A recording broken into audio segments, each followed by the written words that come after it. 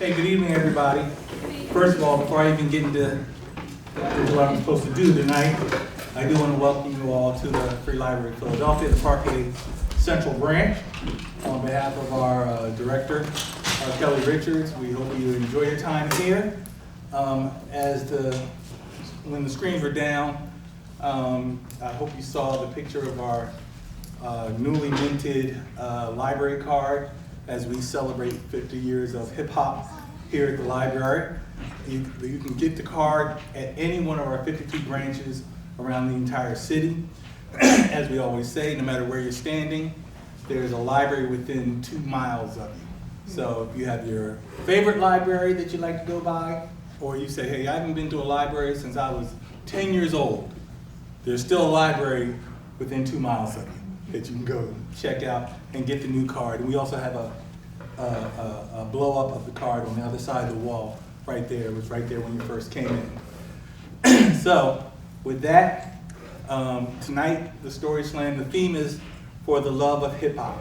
And we chose that theme because one, in the other programming that we did, we just wanted to give people the opportunity to talk about, okay, I'm gonna back it up just a little bit. I'm gonna rewind it just a little bit. You know that there was that movie, thank you very much. And that question that, what's my girl's name? When did you fall in love with hip hop? You gotta ease me into the question. Ease me into that. But yeah, when did you first fall in love?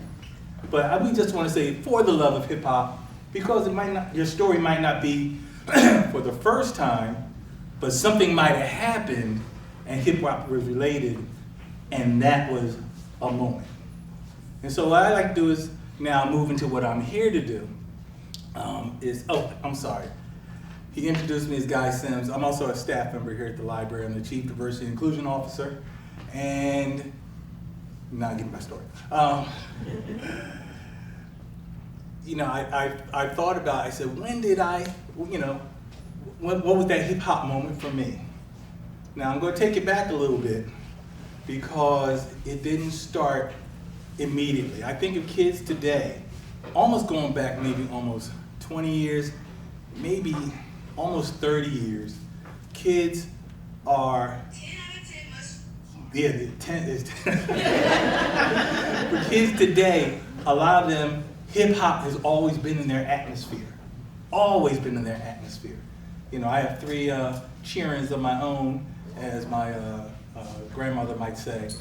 And when the first one came along in the mid-90s, already, hip hop was going very strong. So it's already been in their DNA of living. But when I came along, I kind of started out like I think some of us here in this room, one of the first gifts I got probably when I was like 10 or 11 was a transistor radio. And it was the little square thing, and if you were fancy, if you got a leatherette case that came with it. And when you turn it on, you turn that little dial with your thumb, and all you do is get a lot of static. You get a lot of static till you hit one station. And it's just, cheer up, sleepy Jean. Oh, what can it mean to a daydream, believe it? Okay. AM Gold, that's all you got, And so I grew up with AM Gold. And then also, I had my parents' music. My mother was that soft soul, Dionne Warwick, Johnny Mathis, The Fifth Dimension. So that's playing on the record player until my dad starts playing. And he had more contemporary soul, the OJs, the Isleys, the Temptations. And so that was all my musical influences. And then when I got out to the street, when I could hang with my friends, and finally somebody had a radio that might have had a cassette player in it. Now I was listening to, of course, you had disco and you had funk. Those were our strongest influences. And so by the time I hit high school, where I thought I might have been somebody, it was Parliament, Funkadelic, and of course Bootsy. And I tell you, you talk about lyrics today, but when I think of what I thought were these are some monster lyrics. You know, I come equipped with stereophonic, funk-reducing, disco-inducing, twin magnetic funk receptors. It didn't make sense, but it made sense somewhere in here for me. So now I get to college, and I think somebody had an early release of Rapper's Delight. And so they played, but we hadn't transitioned yet. You know, we're still listening to the still disco-y funk stuff of Kool and the Gang, or, you know, Ladies Night. We're still listening to, they're still running Shaka Khan, Do You Love What You Feel? You know, all those songs. And if you throw on Rapper's Delight, it's cool for a minute. But let's get back to, you know, Michael Jackson got a new album out, Off the Wall. That's what we came to hear. And so for me, Rapper's Delight, it was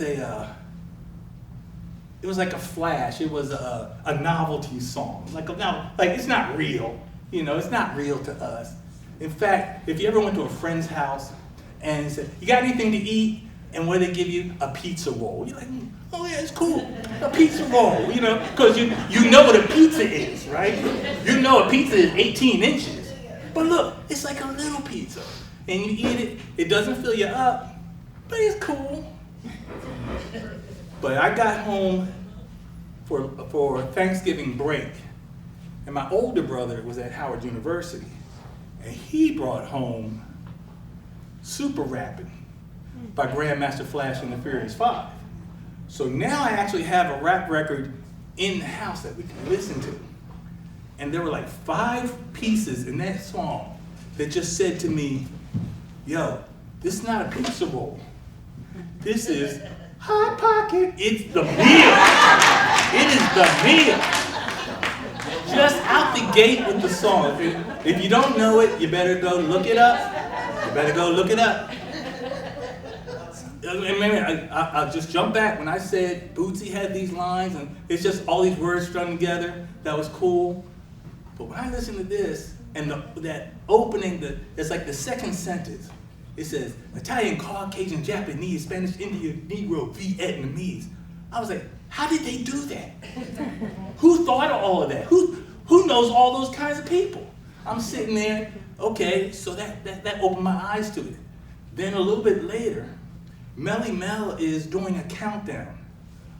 He goes, 1, 2, 3, 4, 5, 6, 7. Rapping like hell and make it sound like heaven.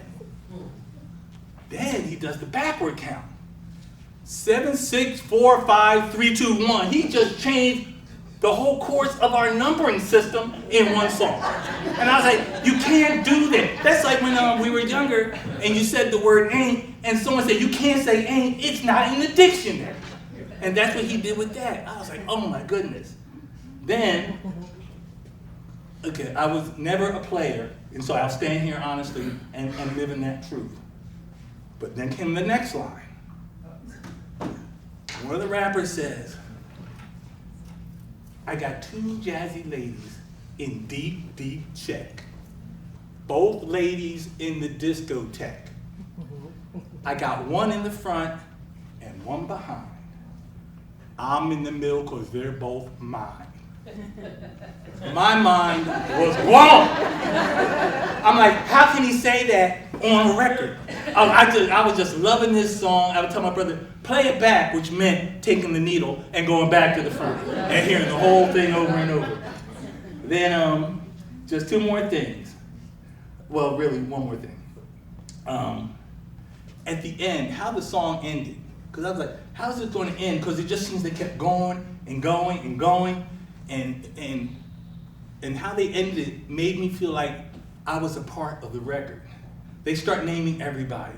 Cowboy, bang, pow, rock the house, how, come on, help me turn it out. Yep. And then they just say the next word, bang, rock the house, pow, come on, help me turn it out. And I could hear him say, guy, pow, rock the house, come on, and turn it out.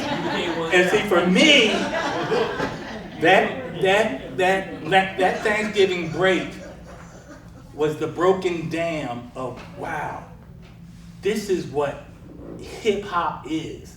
And this is what, man, I can't wait to be more of a part of it. And so before I sit down, there's one bonus, my bonus track I want to give you. That Melly Mel, and I'm very appreciative of Melly Mel. In Super Rapping, he says, he gets his whole thing on, a child is born with no state of mind. Everybody knows that. And then I'm like, that was so dynamic then that he said, you know what? I'm gonna get paid twice for this. Because he uses it in the message, a little bit later on. So I'm like, that's what you can do in rap too. You can reuse stuff and no one's gonna get mad at you. And so with that, I wanna say, tell your stories tonight, have a good time. However it comes to you, however it made you feel, that's what tonight is all about. So with that, I'm gonna step to the side. I see some fingers jingling. I'm not running the show. I'm just, I'm just playing. That's all for me.